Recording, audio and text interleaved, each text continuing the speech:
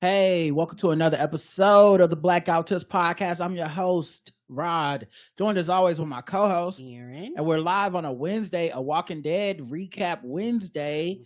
Ready to give you that Walking Dead recap. Of course, you can find our show everywhere you find podcasts. The official weapon of the show is folded chair, and the unofficial sport, bullet ball, and bullet ball extreme. Let's just get right into it. Okay, this is like low-key probably one of the like weirdest decisions we've ever made as a podcast. I don't know who the audience is that is somebody wanted this that is interested. But we hopefully y'all will listen. I'm gonna have to put some commercials in this one. If you are one of the people that wanted us to do this, all I'm asking you, listen to the commercials. Don't fast forward. Okay. Don't fast forward. There's less people listening to these, I'm sure. There's less people in the chat room. I mean, we're not just doing a Walking Dead recap. We're doing it a year after. It makes no fucking sense. We really should not be doing this. But we wanted to complete the set. Y'all wanted us to. Y'all did. Y'all schemed and you plotted. Damn, Miss Barnes, are you happy now? So that's what we got going on over here. But let's go ahead and get into the Walking Dead recap.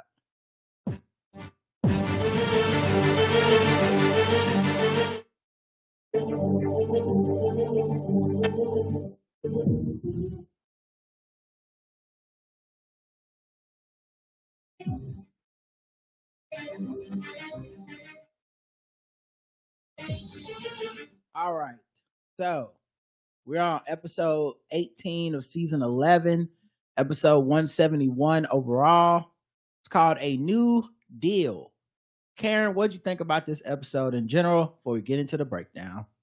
I enjoyed it. I enjoyed it a lot more. I really do like the pacing of it. I've liked the pacing ever since Angela Kang has taken over. The pacing is so much better. Like we've said before, and I said again, I wish you would have taken it over before. You still may have lost the audience, but I don't think it would have had the drop off that it is at now. Yeah, I like this episode a lot. I think the thing about it that I liked the most was just how it was, and yeah, it was a little bit like message, but how it was just like a discussion of capitalism and why capitalism and classism is fucked up and doomed to fail, and what would happen if everybody rose up against it and all that stuff. I love that. I love it because as silly as these rules sound, these are the rules of society. Every last one of these little encampments had some form of like what governments and countries and municipalities look like now, minus the zombies and maybe some of them. Maybe you would think, oh no, they wouldn't do that. But it's like, nah, we had like slavery in certain ones. We had, this one classism, and other ones, they were literally eating each other. Like, so I really like the breakdown of the classism and the class system and structure of this society in this episode. And I've been waiting for Commonwealth to catch some of that smoke. Yeah. And so it was good to see them. All right. This may be a faster recap because it's just kind of a straightforward. There's no timeline skipping back and forth. It's all just boom, boom, boom. But we'll start first with Hornsby's group. So these are a group of people that were in the sewer. Daryl has a knife to Hornsby's throat. Hornsby is smiling. Hornsby's troopers have guns pointed at all of our survivors, and it's like Maggie and Aaron and Gabe and Annie, who's Negan's wife. Like, they're all just kind of like having a Mexican standoff. Yes, standoff.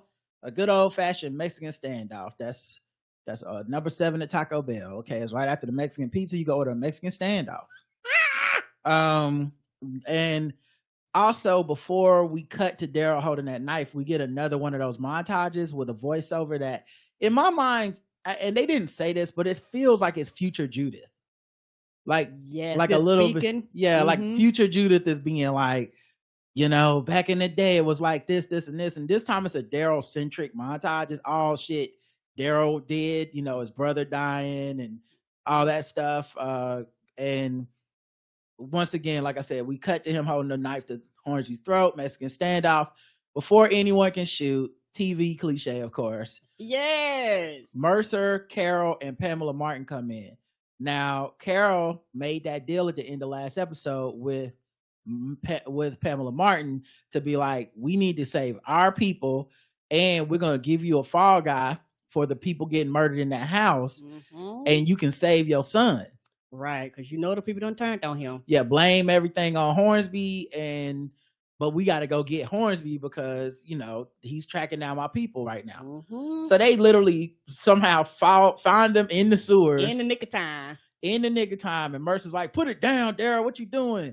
And Daryl, of course, you know, makes it all dramatic, like, you were one of them and whatever. And he's like, that's not what this is about, man. He gonna get what's coming to him, but you need to put the knife down. And Daryl's like, you know, man, fuck that or something. And then Carol comes out and they let him say fuck.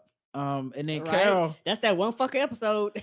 one fucking season, I think. I don't know if they let them say fuck on there. They don't say it too often. Right, you know what? Because there was the episode when they was in the train. Terminus. Yes. And in the comic book, Rick was like, they don't know who they fucking with, but they changed it. So they don't know who they're messing with. Right. Yeah. So Daryl says fuck, and Carol comes over and says, Daryl, trust me, I made a deal for us. And Daryl's like, because he looked at her like, what did you do? Like he want to kill this man so bad his dick's hard. Yes. And so Daryl lets Hornsby go, but before Hornsby can really like relax, he grabs his hand. Daryl grabs his hand and stabs through it with his knife. And then on his way out, walks out with the knife and says, don't worry, he'll live. Yeah, he's like, I hunt for a living. I didn't kill him. Yeah, Hornsby's like screaming in pain. Like he's really fucked up.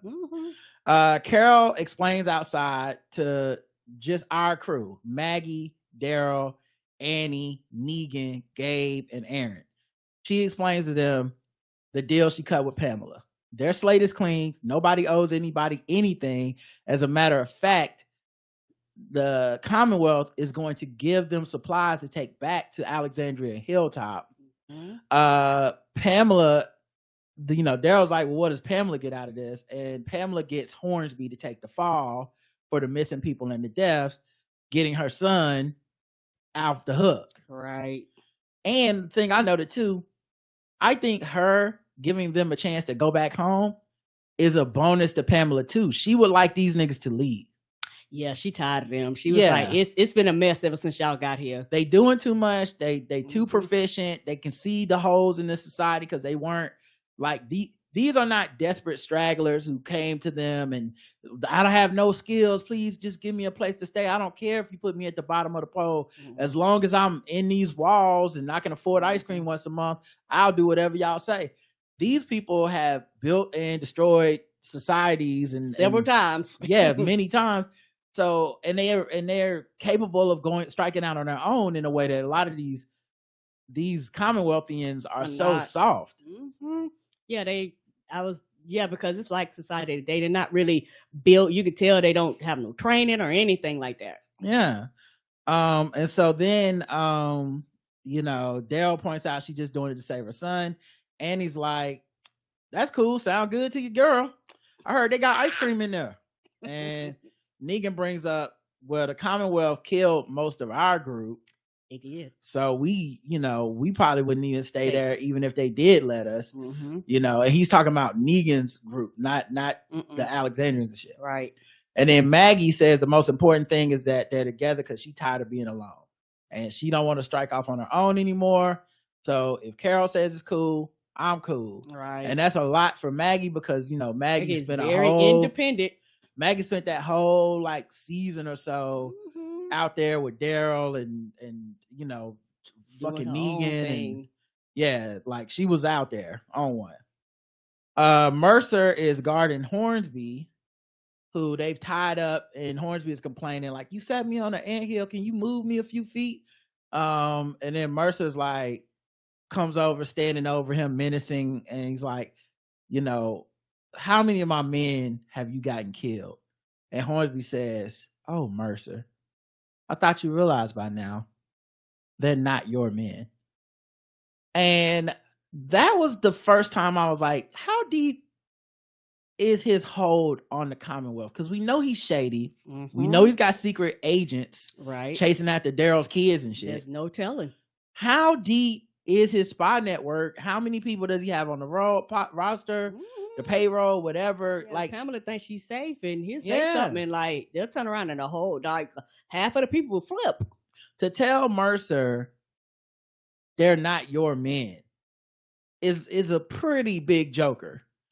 Mercer grabs him up by his collar, and Pamela is looking on at this. She doesn't stop him though, but he says, but as he's about to like yoke him up, some walkers come out, and Mercer, not scared at all, fucked up hand and everything, tied up, says, better hop to it, soldier. Like, go kill those zombies and protect me. Because he knows he's valuable. Well, the point for me is that Mercer never feels he's in threat. Like, he's not cowering. He's not scared. He's not even pretending to try to play nice. He's just like, go do your job, boy. Yes. And Mercer does kill the walkers and storms off because he's duty bound. He's a guy that will always do his job if that's that Mr. Rules, you know. Pamela comes over after watching all this, and she tells Hornsby, you know, it's over for you. When we get back, putting you on trial. And he says, look, it's just me and you out here. Mercer done left. You could drop the act. And she was like, I'm not acting. You went too far this time. And he goes, what? Now I'm going too far? Like, you put me on I'm Mr. Too Far. You make me do all the shit. I'm Mr. Do Too Much. Yeah, I'm Mr. Yeah, I do too much. That's what my job description says. Does too much. And now you're trying to act like I did too much for real. And you know, basically like, you know, why don't you stop playing? She's like, look, if you play this right, you might survive, but your life in the Commonwealth is over. So maybe she's talking about, look, if you go on trial, don't say nothing implicating my son, we won't kill you, but we might exile you. You can start over somewhere. And he's offended at even the notion. He's like, after all I've done in service of you, right? All the shit that I've done to protect you, your name. I mean, this nigga know where the bodies are buried. It ain't like he's a nobody. This is the problem with trying to get rid of a do dirt nigga, because they did the dirt at your behest. So I know he know all the secrets that can tear down the whole Commonwealth. So her trying to, you know, big boy him is not gonna work. And she was like, you didn't serve the Commonwealth, you only served yourself. You know, you think you playing a game. And while she did this, it was actually kind of cool. Like, she stood over him and she gently touched his hair, which was like it just made him seem like a child, because he's tied up on the ground, belittling him. Yeah, she said, you delusional little boy trying to win a game, but too foolish to realize you've never actually been a player in it. I said, okay, Hillary, I see you. Come on. That's what the Republicans thought Hillary was. Pantsuits, right? Right. And she's walked off, and then he said, you still need me. If something happens to me, certain alliances the Commonwealth has, certain stabilizing factors are likely to become a problem. Whatever game you're playing, Pamela, I'm very much in it. And I think that is so true, because part of his job was reaching out to other communities outside. And we've actually seen him and Daryl, like, he's been to places where you go, oh, these people will be shady, and these people would literally come in there and just fuck the whole Commonwealth up. But because of the alliances that he makes, and he checks in ever so often and gives them shit or whatever he needs to do to kind of keep them afar off and away from just coming over there and just ramshacking the place. So then we get back to the Commonwealth. In City Hall, Pamela tells everyone, while everyone's overlooking, Max, Eugene, you know, all our crew, you know, Daryl, all these people. And so she gives a speech about how Hornsby's the real problem. He abuses position. And now, thanks to our new allies and our armed forces, justice will be served. Hornsby will be brought to trial. I did notice Hornsby was gagged this whole time. And they want him talking. Because I really think if he has the gift of gab and he knows too much, he gonna figure a way out to like he's not going out this easy. He's not just gonna be like, you caught me. Oh no. People clap for the speech, but some of them roll their eyes. Like, yes, I know there's a couple brown women looking at each other like, girl, sure. you see this. Hornsby did it. Okay. This is a great time where they could say, what about her emails? Right. This is a valid what about her emails? James Comey came from downstairs. It's like, hold up, I got some new information. Right. Max is standing with Eugene, and she says Pamela played that perfectly. Hornsby takes the fall. Sebastian's gonna skate, and then Pamela's like, also tomorrow is Founders Day, and we're gonna have a celebration. Now, Founders Day is kind of like their July 4th. And once again, like I said, it's such an obvious, like, the Commonwealth is America. The Commonwealth is, we're going to give you a celebration and patriotism and all this. So you forget that we are fucking you every step of the day. Yeah, and they could be lulled to sleep, and she knows her people. And like you say, these people are different than, like you said, the other group, because they're like, a lot of them seen straight through it. Like, and some of them wanted to believe it, but they also knew it could fall apart at any time. Yeah, they're soft, but they're upset. They know things are rigged, but they haven't organized to do anything. So Eugene says that there has to be more we can do. But Max points out, what do you mean we? Your people leaving. Y'all going back to where y'all from. Right. Ain't you going too? And he's like, I'm still standing here. But he didn't say he was standing. I mean, staying. I'm sorry. No. He didn't say he was standing. He said he was standing with her. He didn't say he was staying. And I think that's interesting because he's holding her hand. Of course, this is the baddest chick he's ever going to get in his life. In his lifetime. I would have stayed and just tried to overthrow the government before I would have went back. But he asked if she want to come to home with him. And she was like, maybe someday, but then she stares at Sebastian very intently and says, but not yet, because she is like, she's ride or die. She's all the way in. If she got to sacrifice her life to tear down Sebastian and the Commonwealth, she'll do it. Right. And I think they struck something in her, this group. And, she was like, I was just doing my job. She didn't even think twice about what she was doing or anything, or how she might actually be a part of all the foolishness. I think also her proximity to them took away any scales on her eyes, because she just sees like, oh no, y'all are terrible people. Like, this isn't well, yeah, people think everyone in power is terrible. This is no, I work here. I know what y'all do. Y'all are actually fucking horrible. The Alexandrians start packing up to go home, and Daryl is packing, like, he puts the sword and stuff. And what it is, I think they're sending Aaron, Elijah, Lydia, and Jerry ahead. They're going ahead of everybody to take some of the supplies back to Alexandria Hilltop. I actually think, if I'm not mistaken, Maggie told them go to Alexandria first, because it's still kind of like they need the least broken, but Hilltop is so fucked up. They're like, you might as well stop by there last, because they need more shit, I guess. Right. So they're about to go on the road together, and like I said, Daryl, I think, put Judah's sword in the bag to go back, or Michonne's sword. But he doesn't put Rick's gun in there. So then we get a bunch of like quick interpersonal discussions. Okay, Lydia comes over to Carol and says, even though I just was on the road for a few weeks, I think I'm okay going back out on the road. And Carol's like, you sure you don't want to just like chill and stay up here for a while? And she's like, no. And then Elijah comes over, and Elijah's the dude that used to wear the hockey mask, and he has those two like I don't know, those two weapons that look like pickaxes or something. And he puts his arm around her in a knowing way that makes us go, oh, they've been dating or fucking or romantically interested in each other. Right. And it's interesting because Lydia used to be dating Carol's, son, in quotes, Henry. Right. And of course, Henry got killed. His head was stuck on a pike. It was killed by Lydia's mama's people because her mama was alpha and shit. Right. And so I think Lydia was scared Carol was gonna see this and be like, "Bitch, how dare you?"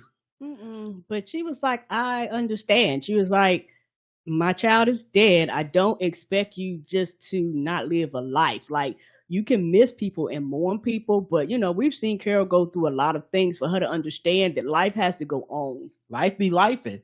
But also, Carol's down with the swirl. Okay, Yes, she is. She cool with a good rebound brown man. Okay, so she was like, "Girl, don't let me stop you." Okay, I'm not here to stop a good time. Yeah, like you keep on walking. Mary said it. Okay.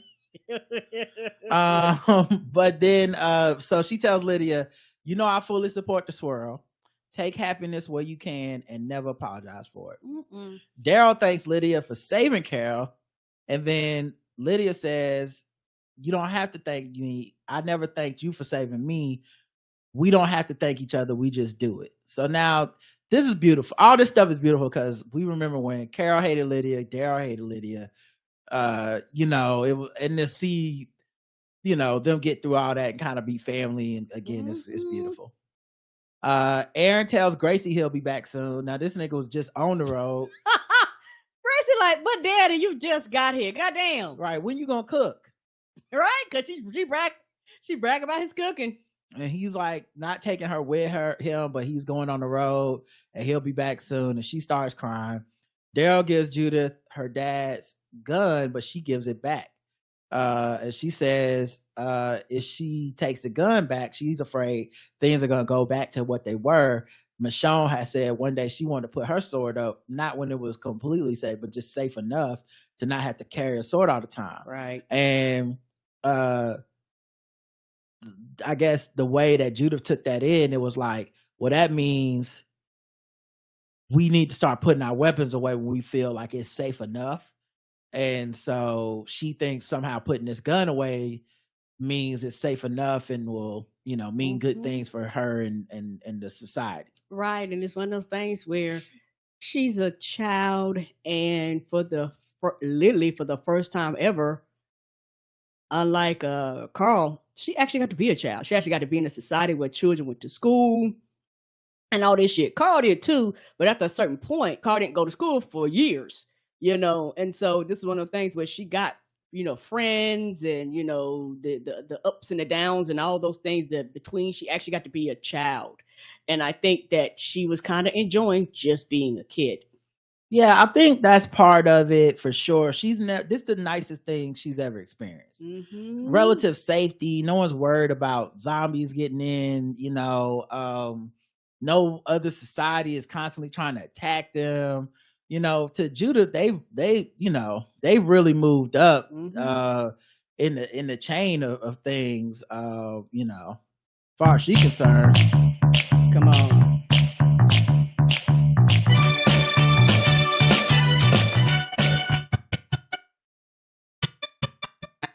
As far as she's concerned. Or actually, not better than that. Yes! We're on Easy Street, and it feels so sweet, 'cause the world is but a street, and you're on Easy Street, and we're picking up the good champagne. Yes! Like Judith's like, wow, they got ice cream. Right, they got ice cream. So Daryl is trying to give her the breakdown, like, look, we're gonna go back home, our people is home. And she like, why? And the thing is, she's not saying it from a completely selfish place of like, everything is better here, although everything is better. Judith's like, these people still need help. Right. And what happened to helping them? Like, just because we are no longer in danger, we know how fucked up the town is. I was just running from my life from some of these agents. You just gonna run away rather than fight. And Daryl like loses his cool for a second. It's like, God damn it, stop. I don't want to talk about this right now. Just stop. I mean, I know I'm your guardian dad, but damn, I don't know how to handle all this rebellion. He talked to her like when kids be like, but why? Yes. It's like, God damn it, just stop. Shut the fuck up for a second. You've asked me that 25 times today, baby. I don't know. I'm just trying to think. But yeah, so then everybody rides off, and Judith hugs Gracie as she watches Aaron, Elijah, Jerry, and Lydia leave. Then it's Founders Day. Everyone's in the street celebrating the holiday. They're getting lottery tickets. Now, don't forget, the lottery here is not like the lottery. Actually, It's the same. it's kind of the same. Mm-hmm. So look, not really the same, but kind of the same. Yeah. Basically, when you win the lottery, it means every year a couple people get pulled up from the lower classes of this caste structure to the higher classes. To the middle class. You get to be new money. Yeah, come on, new money. Who this? So people are excited. They're buying their lottery tickets. Ezekiel talks with Carol as he's minding the petting zoo. Always a zookeeper. Yes, to his heart. And she starts talking to him for a second. She realizes, you're not coming back with us, are you? And he said, no, I'm going to stay and help because, I came here desperate. I thought I was going to die. I just wanted to use my life to make a difference. Right. They cured my cancer, gave me a second chance. You gave me a second chance. And honestly, I want to make that second chance count by staying here and making sure that this version of the kingdom is not going to fail the way that mine did. Right. And I think he said something about I'm gonna be here until it falls or something like something like that, which that it eventually may fall and it might fall, but I'm going to stick around. I'm not going to run away. Yeah. So and it makes sense, because he sees, it's a lot better life, but we've seen him get involved in the protest, which leads me to believe he's down for the cause. Like he's like, the work isn't done. Commonwealth need to come down, Right. Then inside, because when he doing black market operations, yes. So then inside of the Pamela Milton's office, she's listening to a tape recorder of her father, the original Founders Day speech, which is so interesting, right? Because I know we took some time jumps, and I forget how much time we jumped, but we're far enough into the Z-Pac where this particular location has its own history. They have a Founders Day. They're not celebrating July 4th. They're not celebrating Labor Day. And they're playing a tape from a cassette of her father's original speech, and her son is going to be the third generation of founders of this, the descendants of the founders of this municipality that will rule it. It's just interesting to think how much time has passed. Right. So, Pamela's listening to the Founders Day speech. Sebastian is over it, okay? Because he has to give a speech today. Not let alone he done got away with murder and all this other shit. He's a ne'er-do-well, fuck up type dude. His mom's covered for him many, many times. And he's so fucking ungrateful. Literally, she saved his life. He should be in a jail cell next to Hornsby. But this motherfucker's like, I gotta give a speech, but boo. And somebody says that Pamela's dad was the former U.S. president. Okay, there you go. That explains why they had a recording of him. Yeah, right. So I don't, but the Founders Day speech feels like it's, I guess what my point is, Founders Day speech feels germane to this location. Correct. There's not a United States Founders Day. So it's like a holiday invented for the Commonwealth. Right. At least, I've never celebrated a Founders Day. I don't, so it's interesting. It might be there. I don't know. We're enough into the Z-Pac that they have their own history is my point. Correct. Anyway. So then he's mad he has to give a speech. Max gives him the speech. He reads 2 lines, balls it up, throws it down, and he says, I don't need to give a speech, Mom. I'm going to leave because I'm a Milton. And then Pamela scolds him and was like, bitch, get that motherfucking speech up. Right, you whining and crying and shit. You going to be the leader, then show me you're a leader. Show them you're a leader. And he says, I will. He picks up the speech and unballs it. And then she says, I know you will, because politics wasn't my first choice either. I wanted to be a stripper. But look, I'm leading these people, and you going to lead these people too. In these pantsuits. And Max is looking down the whole time disgusted. I am disgusted. So then in the hospital, Annie and Negan talk to a nurse while she's getting an ultrasound. And Annie, and she's like, you got a little too much amniotic fluid, but she's like, what does that mean? She's like, it just means you're in the right place. We're going to keep an eye on it, da. And Negan starts going, you know what, with the black maternal health care rates. Come on. I'm thinking maybe they might have killed our people, but I mean, shit. I mean, damn. I mean, we got Medicare for all here. Yeah, they like, yeah, they like, I don't know about, they got that Obamacare, dog. I don't know. I don't know now. I ain't trying to go back in the streets without no insurance. Now, because at first it was Annie being like, maybe we should stay in there. He was the one like, nah, they killed our people. But now that the air conditioning blowing on him, he's like, oh, it's hitting different. Maybe my principles ain't what they used to be. Come on. I done softened. He said, listen, baby, ain't no need for us to not, for us to just be out here with all this amniotic fluid flowing all over the place, girl. We got to stay in here. And she was like, nope, because our people looking to us as an example. We can't stay here. And she says, we don't need this place because it's us now. And they kiss. Oh. And that's after he said something about how his father said, once you have kids, your life isn't your own. It belongs to your kids, blah, blah, blah. But I think she fucked up on this one. I think they should stay. You know what, me too. Yeah, I know they're probably not going to, but, I'm of the mindset of like, well, at least till the baby's born, why risk it? Right. These niggas got ultrasounds and shit and doctors. Right. Daryl's back in his apartment packing shit up. He holsters his knives and puts his leather vest back on because he's thinking about something. And I think the thing he's thinking about is like, maybe we should stay and help these people out. I think so too. I think he was changing his mind. But when he turns around and goes into the living room, RJ is in there reading an Invincible comic, having time of his life. Right. And Daryl's like, what, Judith? And Judith's gone. And RJ like, I'm not supposed to tell you. And he's like, RJ, come on now. Right. Come on. I mean, I'm the foster dad. I mean, come on now. I can't have your sister out here just doing anything she wants to. Come on, dog. She didn't pack nothing up. And RJ says, because she not going. Right. She wants to stay. She want to stay. And Daryl's like, fuck. And he just leaves to go find Judith. And then Daryl and Carol look for Judith and they talk about parenting. Mm-hmm. I don't really care much about this, but they talk about it. Yeah, and Carol done had a lot of kids in her lifetime. Yeah. She didn't bring up the look at the flowers though. Mm-mm. She was like, listen, Daryl, it's tough raising kids. And if it get too tough, here's a gun. Tell them, look at the flowers. And then you ain't got to worry about that. Yeah, she lost one that got ate up like a gumdrop. Judith, well, she done lost two that got 8, but she's like, listen, if Judith was my kid, she either come home or she gonna get flowers, okay? Max and Eugene go and visit Hornsby while he's in lockup, which is interesting because, convenient with the show, and I wonder if it'll come back up, but it's not really a thing you can sneak and do.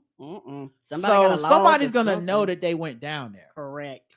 Anyway, I don't know if it'll come back up or not, but basically Eugene tries to talk her out of it. He's like, don't go talk to him. And she's like, listen, you don't understand what it's like. If this man has anything that can help take down the Miltons, I need to know it because the Miltons need to come down. Right. And Eugene's like, we can't trust him. So right, because he was like, I was in jail. Like, this nigga locked me up. Why would I trust him? Yeah, like this dude is a slippery guy. We don't know what he's gonna tell us. But she says, you don't understand. I sat by and only thought about myself. Wow, it was a whole lot of people getting fucked over, and you don't know what it's like to live with that guilt. And he was like, you'd be surprised what I know. I was like, child, Eugene has done a lot of fuck shit. Mm-hmm. If anybody knows about living with guilt, it's definitely Eugene. But she says, I guess that didn't come up on the radio long distance calls they had. Nope. But yeah, she says we gotta change, we gotta make things better. And Eugene says, we can't trust Hornsby, but I'm gonna suck it up and do my best because girl, you fine. It's fine. It's yeah. Fuck it. I'll figure it out. And so Hornsby in his cell, Eugene gives him a candied apple and he says, this for all the times I got you out of a cell. And Eugene's like, I'm surprised you haven't been able to do the same for yourself. Right. And Hornsby says, who says I can't? That's true. This is the second thing he said that made me be like, which means people are working inside the organization. He probably told them and how, stay. But not just they're working, this feels a little like when like you watch a movie like The Dark Knight and the Joker's in jail because he want to be in jail, or you know, Yeah, like that's dangerous. like yeah. this wasn't outside of his plans to be like, yeah, it's fine. I'm in jail, but I'm still running shit. Right. If anything, thank you for making them think I'm not running shit no more, because I can still run shit from here. Yes, I can. So yeah, when he says who says I can, I'm like, that reminds me a lot of like who said they're your men, you know. Eugene offers his assistance. Hornsby's like, nigga, be for real. What do you want? And Eugene is like, yeah, he was like, you coming over here, you don't even know how to play the game. You just talking all crazy. Why are you here? And so Eugene is like, well, you got any info on that character Milton's? Hornsby's like, don't do that. He's like, it doesn't even make sense because Pamela the only person that's actually keeping me alive right now. If Eugene goes after the Miltons, they gonna crush you because they've been running shit so long. They crush me, quote unquote. And Eugene and Max, y'all better off just kissing their ass, playing nice to Pamela, especially Max, because y'all don't need to end up in a cell like me. And then he says this, Max is actually hiding next to the door so he can't see her. And Eugene does a good job of not looking totally towards her, but he does have a poker tail of looking in her direction a little bit when he says your girlfriend, because like Sebastian knows that's his girlfriend now and all this shit. Like he just said shit to me that I'm like, see, he's been following them. Yeah, I've been following and keeping track. Someone been following. Someone's been telling him. Yes, and that's the thing with Carol. That's why Carol been watching them. She was like, y'all ain't the only one watching. So he says you both have to live with it. At this point, he's just basically blatantly knows Max is out there without saying he knows. But he says you both have to live with it unless you're willing to burn the whole thing down. Right. And I think that got through to Max. Because Max is mad and she does want to burn the whole thing down. Yeah, he was like, basically, if you're not willing to do that, why waste your time? It's going to be a half-ass effort, and it's not going to be worth it. In the church, Gabe is giving a final sermon to nobody. I don't know what's just me and Lord. Just the way he started giving sermons when he locked them people out the building and let them die.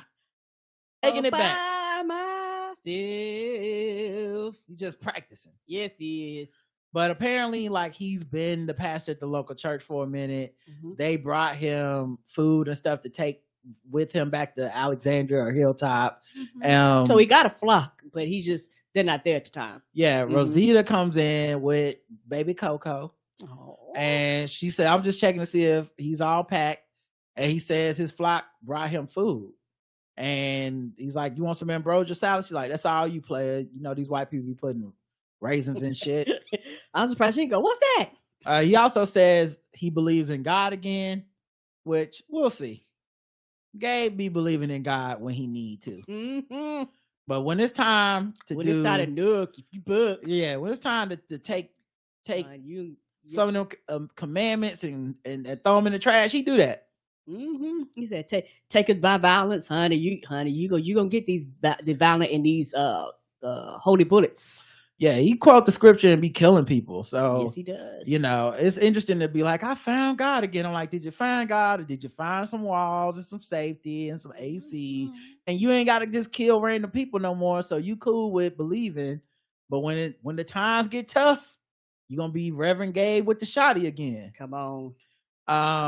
But yeah, so then they hear a thud in the background and they find out it's Judith hiding in the church. She accidentally knocked over some books. I was like, oh, she wish. I was like, she's terrible. Hornsby's agents who were chasing the kids last episode, they run up on a janitorial staff, and the banter we got from the janitors was basically, it's the day of the lottery, it's the day of Founders Day. They come out, make sure everything's clean. They don't even get to watch the Founders Day events. They basically just, so there's a whole group of people in this place that are so low on the rung of the caste system, they don't even get to watch Founders Day. That's insane. That's nuts. And they sound like people at the gas station. Child, I hope I win. Don't they got that 2 for double? Girl, yeah, I'll be watching news for that big buck. Child, yeah, I hope I win. Give me your scratch off. I'm not gonna give you my scratch off, girl. You know I always do my baby birthday. Me too. You know, I'm Sagittarius, so I make sure that's how that conversation sound. They were so adorable that I said they dying. Why they so You might have been like, I get that ticket. I'm gonna take my daughter out of the hospital and I'm gonna buy her the best heart transplant. Like, it was like that. I got a girl at home when we get out of this war, and she look beautiful, skin brown as a brand new copper pennant, like that shit. Like, this nigga is dead. Not a brand new copper penny. So then, while they were winning talking about winning the lottery, Hornsby's agents come up and just buck on them with silencers, so no one can really hear them. But they just killed like 8 people in broad daylight, right around the corner from where everybody is. Because they know the structure, and they know that, guess what? Ain't because of the way you got society set up, nobody's gonna be looking for these people. But what I took from this more than even that is, because I don't like them looking for the people or not is not that huge of a deal, right? But whose orders are they doing this under? Right. Gotta be Hornsby. Agreed. Like, we know those are Hornsby's agents. They killing people. They had a contingency plan. It makes me feel like he's in that cell, but he's still running shit. That's why he's not worried. He probably told them, if I ever get locked up, these are the things that you need to do. Right. So it was just like, damn, they killed these people. And then Daryl finds Judith in the church. They have a heart-to-heart. I did like the way it unfolded, because Daryl basically, she was like gonna explain. He said, "Nah, I know what it was. You just wanted to be alone." Like, he didn't say like you was really running away. He's like, you just wanted to be alone. And I used to want to be alone when I was a kid. I'd go to the river, wait for my dad to go to sleep because his dad was abusive. And he said, "I'm sorry." He apologized about brushing her off earlier when she talked about saving them people. And he admits that he don't know what he's doing. He's really trying hard to be a good parent. Like, this dad shit is brand new, dog. He's like, I wasn't planning on being a dad. I don't, I don't know what to do. Nobody told me that I was gonna have to sign the adoption papers. Y'all just showed up. So he said he's trying hard, but he'll hold on to the gun until she wants it or doesn't want it. Right. Up to her. He said, it's up to you. Yeah. And he said, we good? She said, we're good. And then she asked, can I say goodbye to my friends? He said, of course, just help me up. And so they start walking, towards the town square. In Milton's office, Sebastian is practicing his speech while complaining, like, I sound like a douchebag. No one's gonna like my speech. It's bullshit, Mom. And then his mom is like, I gotta go get my other clothes from home, Max. Just make sure he get a speech, and then I'll see you at the celebration. So the mom leaves. Now it's just Max and him. Max, who was threatened by this man last season, I remember, in the office. But Max fixes them both a drink, and she carries a notepad that has the tape recorder with the speech on it. And she hits record on it before making these drinks. And then she asks him about his speech, and he's like, I'm gonna give the speech, but it should be my brother. That's who she really want to lead the community. My mom. Yeah, but he's dead. Yeah. Like, my mom wishes he was here, not me. And Max is like, but you could step up and be a leader if you want to. And maybe leadership isn't just reading a speech. Maybe it's telling people the truth. And he's just like, the truth? Tell nobody want to hear that. Right. He's like, the Commonwealth is built on buying into bullshit. The desperate need to believe that the old American dream is still real, Anything is possible. We could rise above our station. It's a friggin' joke. The reality is that poor people stay poor so the rich can do whatever the hell we want. The game is rigged. There's no bootstraps to pull up. Christ, my mom handpicks the lottery winners. Nothing matters. Nothing will ever change. But those people who you think want honesty, they're just too stupid to see it. It's pathetic. And of course, she's recording this. But that speech right there, that's basically about America. Yes, it was. Like, that is basically just capitalism. America. Like, oh my God, he was reading us for filth. I said, oh man, I feel this. So then she says, now that sounded like you believed it. Look, maybe you just choose to be a spoiled asshole. I mean, if everyone else expects it, who's left to disappoint? But she leaves with that tape recorder. In the town square, and now keep in mind, he's been failing at giving this speech the whole time. He's been practicing this terrible. In the town square, Judith goes to hang out with the kids while Daryl and Carol watch. Max delivers the tape to Eugene, the tape recorder. And he's like, you okay? She's like, I'm fine. He's like, you sure about this? She's like, yep. And then she kissed him. And he's like, all right. And then Pamela and Sebastian arrive to give the people their bread and circuses. There's a wrestling match. Yes, wrestling. I didn't even see this coming. I was like, I saw the ring and everything. I heard the dude be like, me too. Ladies and gentlemen of the Commonwealth. I was like, what is this? And they had an actual wrestling match. Just, like I said, it's just a big allegory for just the world. It's like they give us entertainment to distract us from the unfairness of society. Yes. Because if your team can win on Sunday, then I guess it's okay that there's, they're not going to pay you more than $15 for minimum wage, Right. Anyway, so they have a wrestling match. And at the end, the dude that wins leads the crowd in a chant of Commonwealth, which is very much like USA. Yes, it is. Like Commonwealth. And the crowd starts cheering a little bit. And it reminds me of the governor, the other governor, not Governor Milton, but just the governor.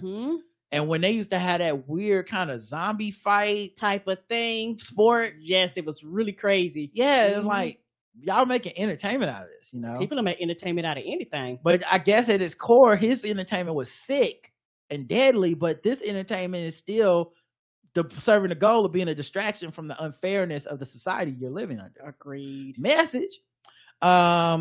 Pamela introduces Sebastian so he can give a speech. He takes the mic, starts giving a speech, but of course he's doing the speech terrible. He hadn't taken it seriously the whole time. It's his father's speech or some shit. He's failing the speech, but everyone's looking at him, they're disapproving. He does something that is, I think, almost always works. He basically puts the speech down and starts going off top of the dome. People love that. And he says what I think is a pretty good speech to turn the crowd around. He says, I know that a lot of you don't think very well of me. I know that I probably deserve that. Now it's going to take a long, long road for me to earn your trust and live up to my legacy. I don't have the words to describe what this place means to me, but my grandfather did. So humbly, if you will join me in listening to the wise words of President Milton, founder of the Commonwealth.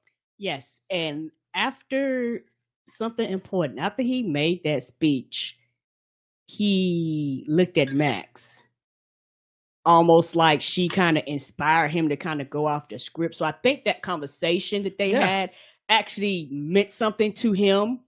And you could be like, I was like, it's maybe a small change, but it's a change. Yeah. He had genuinely, and of course, Pamela has said that, the people in her family grew into leadership. Right. Like they had rebellious juice, but then they grew up basically. And so it's like, okay, maybe he thinks he's growing up. Maybe he's like, see that, Max? I can be honest. That's what people really wanted to hear. Right. But it didn't matter. And it didn't last long. Because everyone clapped, and then Max gives Eugene the hand signal, like, I don't give a fuck what he just said. And they play the recording from The Office. The recording. The Commonwealth is built on people buying into bullshit. The broke people gonna stay broke. Ain't no bootstraps. And people was like, boo, boo. Everyone slowly realizes it's Sebastian's voice. Right. They realize this is like, it's a recording, and this is how he really feels. And so everybody starts throwing shit. Sebastian sees Max. He chases after her. Yeah, he's like, you bitch. Right, because he was like, you recorded that. How dare you? That was a private conversation, basically. Eugene walks away from the tape player. Sebastian realizes he's been set up, chases after Max. People start throwing stuff in the ring, fighting the soldiers. Mercer has to stop one of the soldiers from shooting people. And then Sebastian runs after Max in a frenzy in the crowd. And commercial break. Yes, commercial break.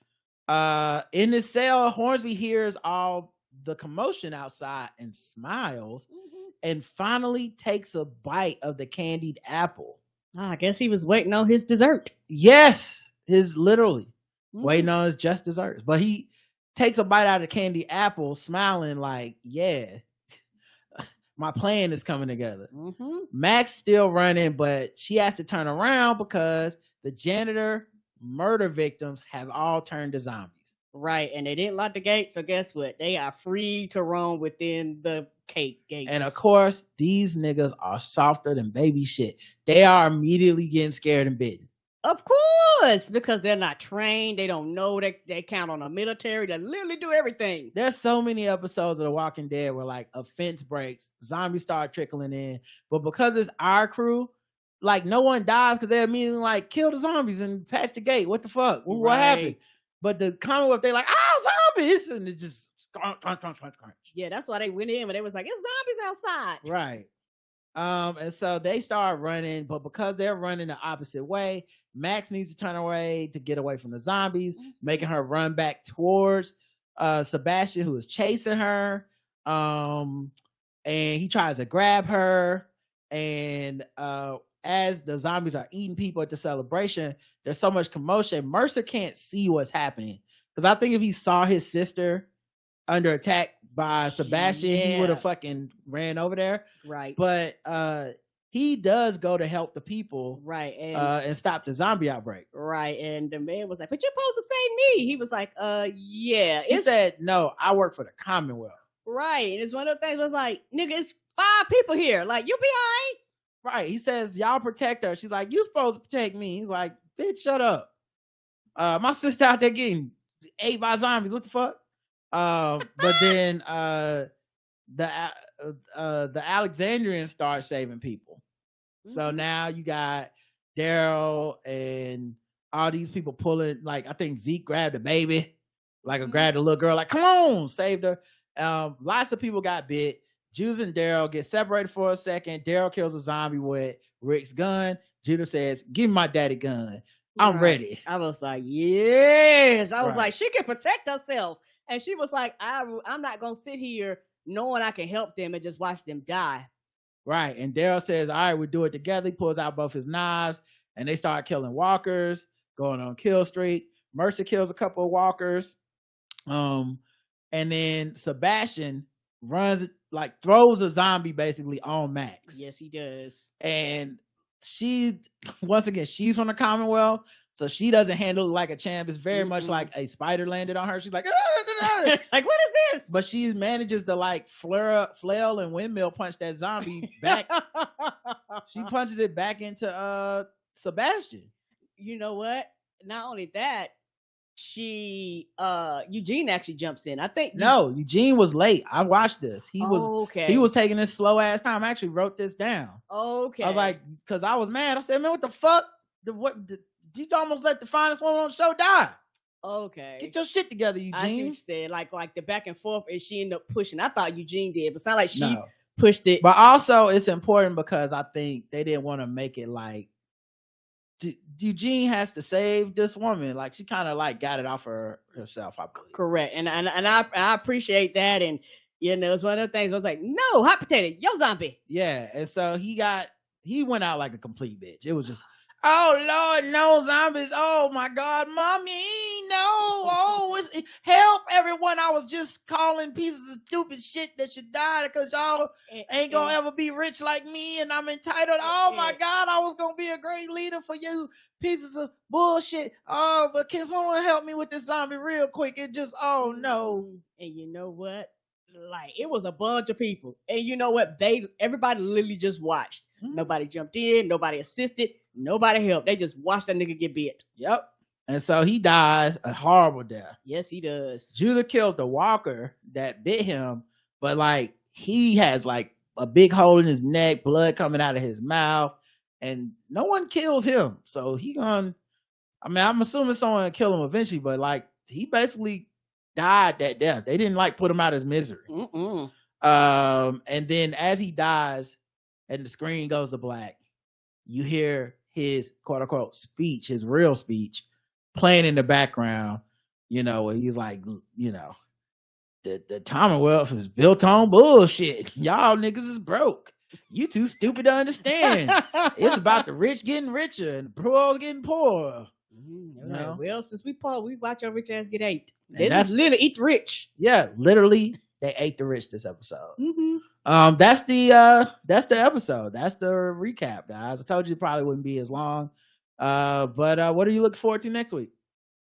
To see what happened, because it sounds like from the previews that she gonna revoke whatever shit she had going on, because she's upset and she think that they basically plotted to get her son killed. And truth be told, nobody knew about this but Eugene and Max, but she gonna blame the whole group. Yeah, I'm looking forward to that. I'm also looking forward to Hornsby, because I'm like, I just feel like Hornsby and Milton have to go down, or else it's just they're leaving those people in the throes of a weird dictatorship. Mm-hmm. And I think if Hornsby is behind as much stuff as I think he's behind, what's it gonna look like when he does call in all his favors and says, "All right, guys, like, could he do a military coup of this town?" Mm-hmm. Go to people outside of Commonwealth, like he Yeah. make these connections with, right? So I just have a lot of questions in that area. Because I don't think this is over by a long shot, and I think you're right that Milton's gonna react to her son dying and act like he was basically murdered because he was set up by his own words. Right. And also it's going to be interesting to see Mercer, because it's going to be truth time. Maybe not this episode, but it's going to be truth time for him and Max, because he did tell Rosita, "Hey, I'll help you out." So somebody's going to hold him to that. Yeah, and I vaguely remember he gave her like a talk. They were like alone, and he was like kind of When they being was in the like, truck. "Girl, you need to stop fucking around with all this revolution shit," Mm-hmm. So, and obviously she didn't. That tape could only be recorded by her. So it's gonna be obvious who set up Sebastian. So how is Pamela gonna take that? All right, y'all, that's it. Thanks for listening. We'll be back with another recap next week. Until then, I love you. I love you too. Mwah. Bye, everybody. All 12 of you.